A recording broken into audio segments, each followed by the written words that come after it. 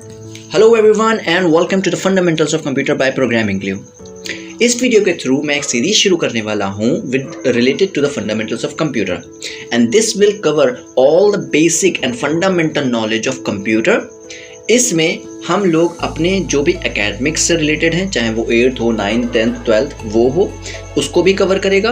क्योंकि 8th, 9th में आपका बेसिकली 12th तक क्या होता है, ये एक चैप्टर होता है, ठीक है। उस चैप्टर में क्वेश्चंस आते हैं कभी कभी, लेकिन जब आप मूव करते हैं from your 12th, your intermediate to your graduation and post graduation, this will become a particular subject और इसका अपना एक अलग एग्जाम होता है, ठीक है। फर्स्ट सेमेस्टर का फर्स्ट पेपर यही होता है, फंडामेंटल्स ऑफ कंप्यूटर। तो फंडामेंटल ऑफ कंप्यूटर आपको एकेडमिक्स में भी हेल्प करेगा, आपके ग्रेजुएशन लेवल पे, पोस्ट ग्रेजुएशन लेवल पे भी हेल्प करेगा। और आई प्रॉमिस कि you will get a very brief and a very good rich knowledge from this particular video which will help you in your academics, in increasing your knowledge and passing out your subject also, ठीक है। तो आपके competition में भी help करेगी, क्योंकि एक competition में एक मेजर पोर्शन पूछा जाता है कंप्यूटर से रिलेटेड। Okay, so without any further delay let's start our today's topic which is fundamental of computer. मैंने इस टॉपिक को दो पार्ट में डिवाइड किया है। पहला पार्ट कवर करेगा introductory part which is introduction, why computer is a data processor. Processor अगर डेटा प्रोसेसर है तो उसको प्रोसेसिंग मॉडल क्या होता है, प्रोसेसिंग मॉडल के बाद एक बेसिक कैरेक्टरिस्टिक ऑफ कंप्यूटर वो पढ़ेंगे। Okay, so let's start our topic which is introduction. Introduction computer का शुरू करने से पहले मैं आपसे पूछूंगा कि कंप्यूटर लफ्ज कहाँ से आया, ठीक है। आप ये जरूर जानना चाहेंगे कि एक कंप्यूटर लफ्ज कहाँ से आया। तो कंप्यूटर लफ्ज आया है फ्रॉम कंप्यूट। ओके, कंप्यूट जो लफ्ज है वहां से आया है कंप्यूटर, और कंप्यूट का मतलब होता है टू कैलकुलेट। ओके, कैलकुलेट क्यों कैलकुलेट से ही कंप्यूटर बना। ओके, क्योंकि जो कैलकुलेटर है वो एक ऐसा डिवाइस है जो सिर्फ कैलकुलेशन परफॉर्म करता है, और वो दो टाइप की कैलकुलेशंस होती हैं, एक अर्थमेटिक और लॉजिक, ठीक है। ये दो कैलकुलेशन होती हैं जो कंप्यूटर परफॉर्म करवाता है, और इनकी परफॉर्मेंस की स्पीड बहुत हाई होती है, ठीक है। तो कंप्यूटर जो लफ्ज है, जो वर्ड है, ये आया है कंप्यूट वर्ड से, और कंप्यूट का मतलब होता है टू कैलकुलेट। ओके, जिसे कंप्यूटर को हम लोग हिंदी में संगणक भी बोलते हैं। Okay, so the word computer comes from the compute, which means to calculate, and it is considered as a calculator which does logical and arithmetic calculations at very high speed। देखिए, computer को consider किया जाता है as a data processing device. क्यों? क्योंकि आज का 80% number of computers का काम सिर्फ यही है कि डेटा को प्रोसेस करवाना, चाहे अब वो आपके नेम हो, आपके एज हो, फोन नंबर्स हो, आपका सिंपल डेटा हो, कोई भी ऑपरेशन परफॉर्म करवाना हो, तो सिर्फ और सिर्फ डेटा को प्रोसेस करना होता है, ठीक है। देखिए, आपको दो नंबर को ऐड करवाना है, ठीक है। देखिए, दो नंबर ऐड करवाने के लिए आपके पास दो टाइप के डेटा है, ठीक है। दो नंबर है मतलब वो दो डेटा है, ठीक है। ऐड करवाना है मतलब आपको कुछ प्रोसेस करवानी है इन दो नंबर के ऊपर, ठीक है। आप समझने की कोशिश करिएगा। दो नंबर हैं, दो नंबर को प्रोसेस करवाना है, ऐड करवाना है, ऐड होने की प्रोसेस करवानी है। तो आपको दो नंबर को प्रोसेस करवाना है, ऐड करके कुछ एक रिजल्ट आएगा, ठीक है। तो आप अगर सिंपल कैलकुलेशन भी परफॉर्म करते हैं, so it is nothing but data processing, ठीक है।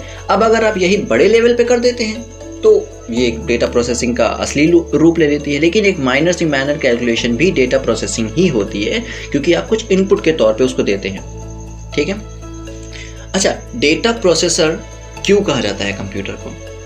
आज के टाइम में इस वजह से कंप्यूटर को डेटा प्रोसेसर कहा जाता है। क्योंकि इट कैन स्टोर, ठीक है, ये इंफॉर्मेशन को, इन डेटा को स्टोर कर सकता है, ठीक है।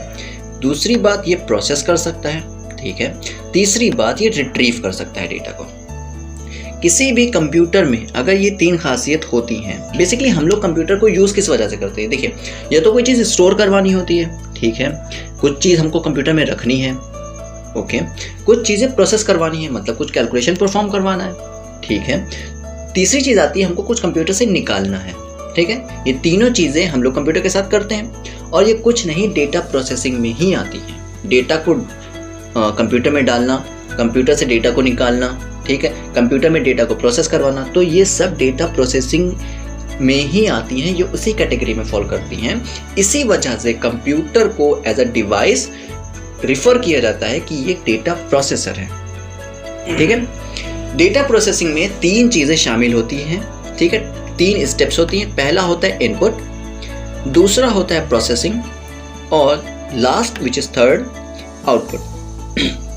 आप कुछ इनपुट देते हैं मशीन को, मशीन उसके ऊपर कुछ प्रोसेसिंग करती है, ठीक है, फिर वो आपको आउटपुट जनरेट करके देती है, ठीक है। आप अगर इसको ऐसा समझें कि आपने 2 नंबर इनपुट दिए, आप चाहते हो उसका एडिशन, तो प्रोसेसिंग में उसका एडिशन होगा, ठीक है। जो भी रिजल्ट प्रोसेसिंग एडिशन करके आएगा प्रोसेसिंग में, वो एज एन आउटपुट आपको दिखा दिया जाएगा। Hope this is clear. ये बहुत एक सिंपल सा बेसिक एग्जांपल था, ठीक है, प्रोसेसिंग मॉडल को समझने के लिए। अब हम लोग बेसिक प्रोसेसिंग मॉडल समझते हैं। देखिए, प्रोसेसिंग मॉडल 2 टाइप के हैं, एक है बेसिक, एक है एडवांस। बेसिक मॉडल ये शुरुआत के कंप्यूटर्स जो थे, जो शुरू में कंप्यूटर्स आए थे, ठीक है, ये उनके ऊपर एप्लीकेबल था। ओके, इसको समझते हैं। इसमें सिर्फ सिंपल 3 चीजें जो मैंने अभी आपको पिछली स्लाइड में समझाई, विच इज इनपुट, प्रोसेसिंग और आउटपुट, ठीक है। इसमें क्या होता था, यूजर कुछ इनपुट देता था, प्रोसेसर उसके ऊपर कुछ प्रोसेस करता था, जो भी यूजर बताता था इनपुट के थ्रू। प्रोसेस करने के बाद जो रिजल्ट आता था वो आउटपुट में चला जाता था, आउटपुट के थ्रू बाहर आ जाता था, दिख जाता था as a result. Okay, advance model में क्या होता था, देखिए, डेटा मैंने दिया, वो प्रोसेस हुआ और आउटपुट आ गया। ओके, यहां पर स्टोरेज का कॉन्सेप्ट क्यों आया? यहां पर अगर आप शुरुआत बेसिक मॉडल में देखें तो शुरू में इतना डेटा नहीं होता था हम लोग के पास, जिसको रखने के लिए एक अलग से स्पेस चाहिए हो। ओके, हमको बहुत ज़्यादा 2-3 नंबर्स की कैलकुलेशन करवानी होती थी, बहुत ज़्यादा अगर करवानी है तो 10 नंबर्स की कैलकुलेशन, 20 नंबर की कैलकुलेशन, ऐसी कैलकुलेशन करवानी होती थी, ठीक है। तो हम लोग को अलग से उन नंबर्स को रखने के लिए जगह नहीं लगती थी। आप ऐसा मानिए कि आपका एक घर है, ठीक है, आपके घर में आप कुछ लोग रहते हो, ठीक है, लेकिन कुछ ऐसी कुछ सेरेमनी आती है, कुछ ऐसा ओकेजन आता है कि आपके घर में बहुत ढेर सारे मेहमान आ गए। आप क्या करते हो, फिर गेस्ट हाउस रेंट पे लेते हो, ठीक है, फिर उन मेहमान को वहाँ ठहराते हो, ठीक है। तो ये एक्स्ट्रा आप यूज़ कर रहे हो, उस गेस्ट हाउस को as a extra home use कर रहे हो, ट्रीट कर रहे हो, ठीक है। क्यों? क्योंकि आपके पास अब जो मेंबर हैं घर के वो बहुत ज़्यादा हो गए। आपके जो कैपेबिलिटी थी, जो आपके घर में रूम्स थे, जो आपके घर में स्पेस था, ठीक है, उससे एक्सीड कर गए। आपके घर में जगह थी 8 लोगों की, 10 लोगों की, ठीक है। अब आपके पास 100 मेहमान आ गए हैं, 150 मेहमान आ गए हैं, तो आपको अलग से एक रेंटल हाउस लेना पड़ता है, एक घर लेना पड़ता है, गेस्ट हाउस लेना पड़ता है उन मेहमान को ठहराने के लिए। तो ऐसा ही कुछ यहाँ पर होता था। पहले जो हम लोग यूज़ करते थे कंप्यूटर, उसमें बहुत ही माइनर अमाउंट ऑफ डेटा होता था, ठीक है, तो उसको कहीं और रखने की ज़रूरत पड़ती नहीं थी, उसी प्रोसेसर में हम लोग उसको रखते थे और उसको प्रोसेस करके आउटपुट जनरेट कर लेते थे, ठीक है। लेकिन जब डेटा हो गया एक्सेसिवली लार्ज, बहुत ज़्यादा हो गया डेटा, तो पहले हम लोग क्या करते हैं कि उस डेटा को स्टोरेज में रखते हैं। ओके, बेसिकली इसको स्टोरेज में रखते हैं और फिर थोड़ा थोड़ा करके, ठीक है, एक एक करके डेटा को प्रोसेस करते हैं, थोड़ा थोड़ा करके 2 नंबर को ऐड करते थे, फिर 2 नंबर को ऐड करते हैं, फिर 2 नंबर को ऐड करते हैं, ठीक है। ऐसा हम लोग करते हैं कुछ परफॉर्मेंस, ठीक है। स्टोरेज से कुछ डेटा लेते हैं, फिर उसको प्रोसेस करते हैं, ठीक है, फिर डेटा लेते हैं, फिर प्रोसेस करते हैं, तो थोड़ा थोड़ा करके हम लोग प्रोसेस करते हैं और जो भी प्रोसेस करते जाते हैं वो आउटपुट स्क्रीन पे आउटपुट एज एन रिजल्ट आपको जनरेट करते चले जाते हैं। तो यहाँ पर क्योंकि जब डेटा लार्ज हो गया, तब हम लोग ने क्या जनरेट कर लिया, कॉन्सेप्ट ऑफ स्टोरेज, कि डेटा पहले स्टोरेज में जाएगा, फिर स्टोरेज से प्रोसेस होगा, फिर प्रोसेस होने के बाद आउटपुट पे जाएगा। ठीक है, आई होप कि आपको ये बेसिक और एडवांस मॉडल समझ में आया होगा। ओके, अब हम लोग बात करते हैं हम लोग के जो कंप्यूटर हैं उनकी कैरेक्टरिस्टिक्स क्या होती हैं। देखिए, पहली कैरेक्टरिस्टिक जो हम लोग कैरेक्टरिस्टिक किसके रिगार्डिंग पढ़ेंगे, ये बात ज़रा ध्यान में रखिएगा, डिजिटल कंप्यूटर के regarding. Okay, So let's start the characteristic of computer. First characteristic which is accountable about the computer is its speed. The speed of the calculation and performing the mathematical and the logical operations in computer is very high at per second. मतलब ये कि जो performance mathematical performance of calculation होती है, mathematical हो गया, logical हो गया, इन सारी कैलकुलेशंस की जो स्पीड होती है कंप्यूटर में वो बहुत हाई होती है। यहाँ पर दिया गया है कि कंप्यूटर लगभग 1 million instruction, 1 million computation calculation perform कर सकते हैं 1 सेकेंड में। अब आप इसको कंपेयर करिए ह्यूमन की कैलकुलेशन से कि क्या कभी ह्यूमन 1 सेकेंड में लगभग 100 कैलकुलेशन भी परफॉर्म करवा सकता है? नहीं, लेकिन कंप्यूटर 1 मिलियन करवा रहा है।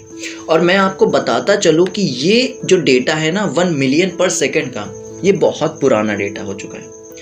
आपके हाथ में जो इस वक्त अगर एक स्टैंडर्ड आईफोन 13 की बात करूं मैं, ठीक है, उसको एज एन स्टैंडर्ड डिवाइस मानते हुए चलो, एक छोटा सा कंप्यूटर, क्योंकि वो कंप्यूटर नहीं है पूरी तरीके से, मोबाइल फ़ोन कंप्यूटर का सिर्फ एक छोटा सा रूप है, एक छोटा सा पार्ट है कंप्यूटर का, ठीक है।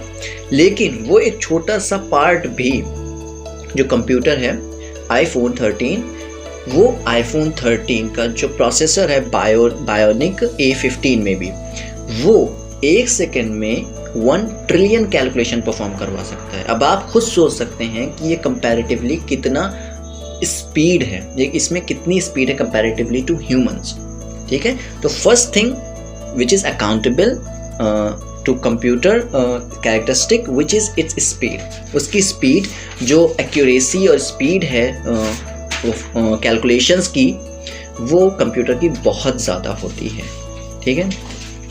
अब स्पीड की बात हो गई, तो अब बात करते हैं इसकी सेकेंड कैरेक्टरिस्टिक की विच इज़ अकाउंटेबल, वो है एक्यूरेसी, ठीक है। एक्यूरेसी में मतलब ये है कि आप जितनी भी कैलकुलेशन परफॉर्म करवाते हो, ठीक है, क्या वो 100% एक्यूरेट है? तो हाँ, कंप्यूटर के रिगार्डिंग 100% एक्यूरेसी की गारंटी मिलती है आपको। कंप्यूटर जो भी कैलकुलेशन परफॉर्म करेगा और जो भी आंसर आपको जनरेट करके देगा वो 100% एक्यूरेट होगा। अब इसमें चीज़ लिखी हुई है, आप इसको बहुत ध्यान से समझिएगा।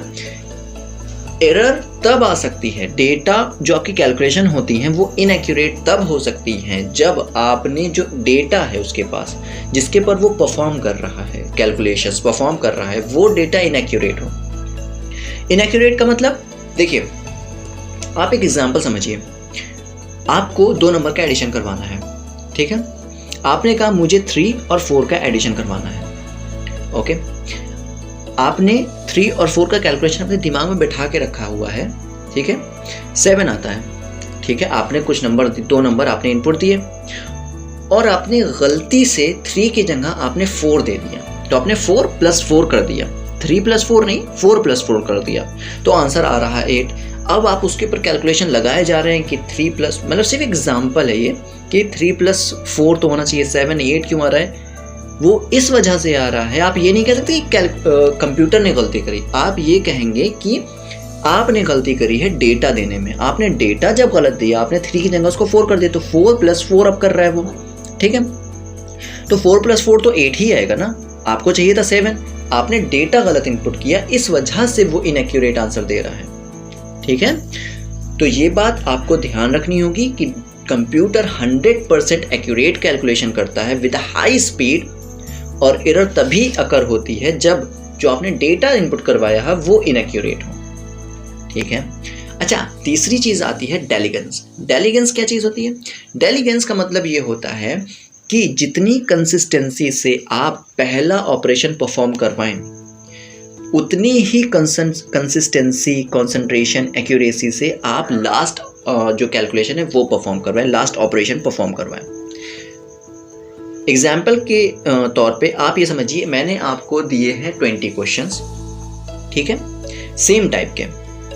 जितनी कंसंट्रेशन से आप पहला क्वेश्चन करेंगे, उतनी कंसंट्रेशन से आप 20th क्वेश्चन नहीं करेंगे। क्यों? क्योंकि आपके अंदर लेजीनेस आ जाएगी, एक मोनोटोनस फील आ जाएगी, ठीक है, टायर्डनेस आ जाएगी, आपके अंदर लैक ऑफ कंसंट्रेशन हो जाएगा, ठीक है। तो आप क्या है, जितनी फास्ट पहली कैलकुलेशन करेंगे उतनी फास्ट जो 20वीं वाली जो कैलकुलेशन होगी, 20th जो कैलकुलेशन होगी वो नहीं करेंगे। कंप्यूटर के केस में हल्का सा अलग चीज़ आती है, हल्का इसमें उल्टा है।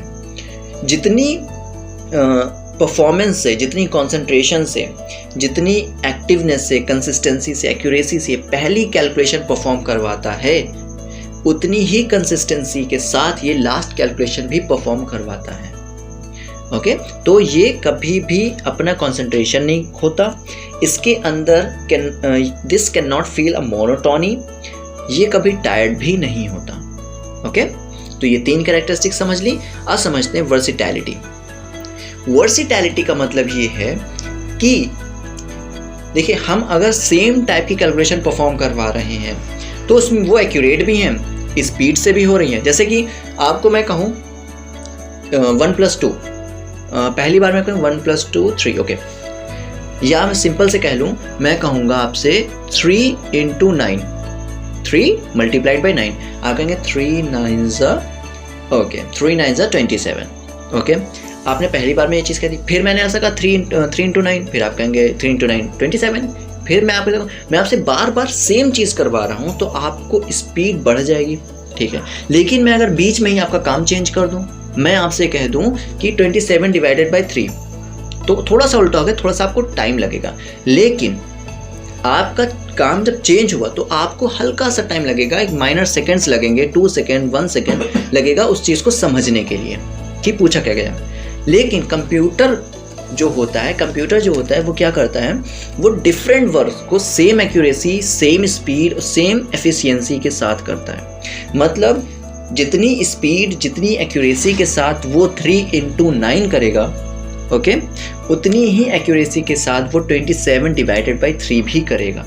मतलब ये कि वो सोचने में टाइम नहीं खपाता, सोचने में टाइम ज़ाया नहीं करता, वो डायरेक्ट कैलकुलेशन परफॉर्म करवाता है, ठीक है। चलिए हम लोग पढ़ते हैं कुछ और इसकी कैरेक्टरिस्टिक्स। कुछ कैरेक्टरिस्टिक्स आती हैं रैलेबिलिटीज़।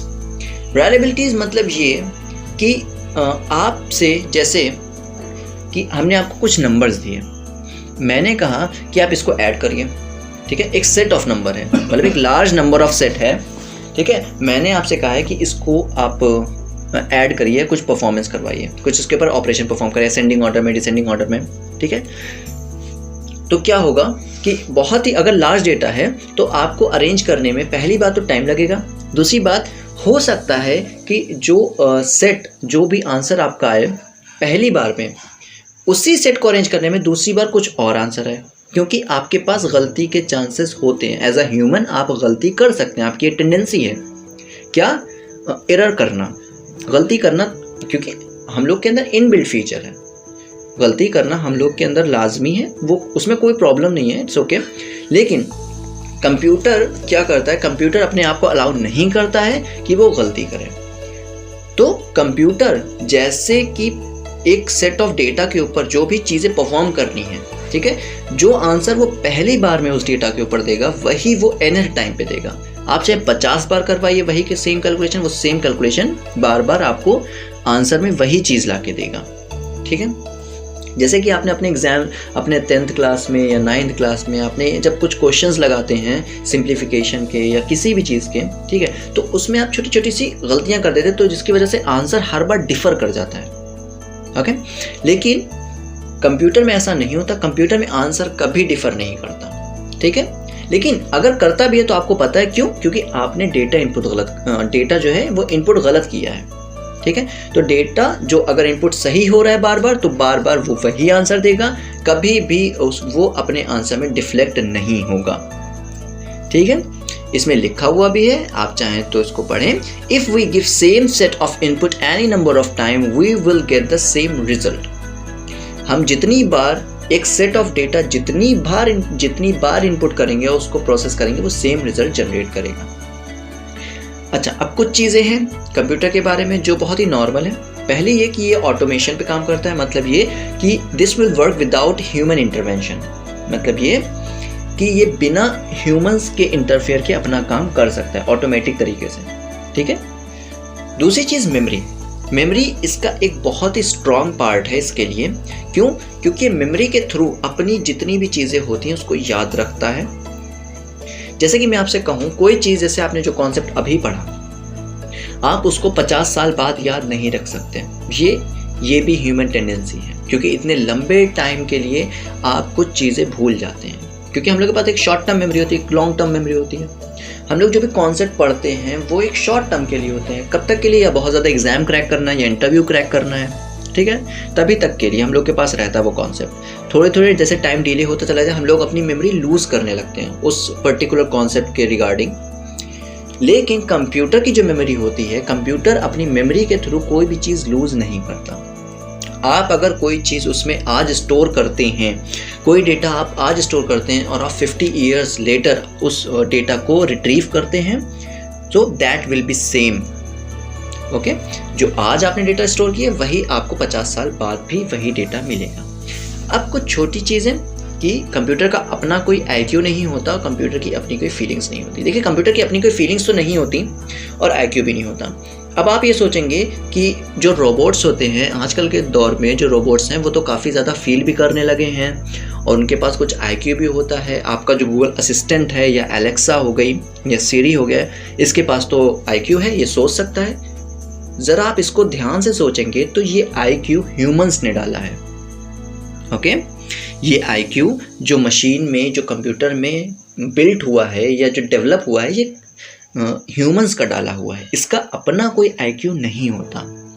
जो दुनिया की सबसे फास्टेस्ट और सबसे स्मार्ट रोबोट है, जिसे हम लोग सोफिया के नाम से जानते हैं, वो भी कंप्यूटर है। पहली बात तो ये वो रोबोट है, उसके अंदर भी अपना कोई IQ नहीं है, वो ह्यूमंस का डाला हुआ है, ठीक है। ह्यूमंस चाहें तो आज भी उसके सॉफ्टवेयर को चेंज कर सकते हैं, उसका IQ वापस ले सकते हैं। पर क्या आप ये सोचिए, कोई एज अ ह्यूमन आपसे कोई आपका IQ, आपकी फीलिंग्स ले सकता है?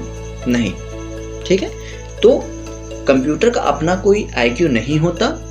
डिपेंड नहीं करता कि वो एक रोबोट है, बहुत ही स्मार्ट रोबोट है, या कोई और, या आपका असिस्टेंट है, वर्चुअल असिस्टेंट, उसका अपना कोई IQ नहीं होता। वो सिर्फ डेटा और प्रोग्राम के बेस पर ही अपनी चीज़ें परफॉर्म करवाती है, ठीक है। मतलब ये, अगर सोफिया हंस सकती है तो इसका मतलब ये कि कुछ प्रोग्राम है जो उसके पीछे वर्क कर रहा है, उसका अपना कोई IQ नहीं, कोई फीलिंग नहीं कि वो हंसी को समझ सके, ओके। तो हम लोग का जो आज का एजेंडा था वीडियो का, जो हम लोग ने लेक्चर देखा, उसमें हम लोग ने कवर किया इंट्रोडक्टरी पार्ट, इंट्रोडक्शन से रिलेटेड। ये सीखा कि कंप्यूटर को क्यों डेटा प्रोसेसर कहते हैं, फिर प्रोसेसिंग मॉडल को देखा, उसके बाद कुछ कैरेक्टरिस्टिक हम लोग ने सीखे कंप्यूटर के बारे में। अब इसके सेकेंड पार्ट में हम लोग सीखेंगे इसका इवैल्यूएशन और इसकी डिफरेंट जनरेशन जो हैं उसके बारे में सीखेंगे।